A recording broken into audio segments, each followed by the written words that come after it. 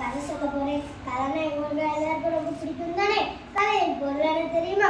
நட்பே.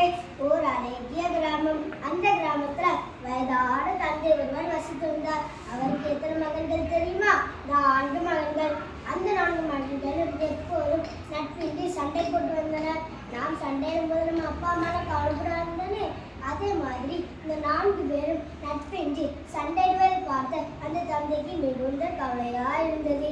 வருத்தத்தின் உச்சிக்கு சென்ற தந்தை தன் மகன்களுக்கு நட்பின் உயர்வை கற்றுக் கொடுக்க விரும்பினார். அவர் என்ன செய்தார் தெரியுமா?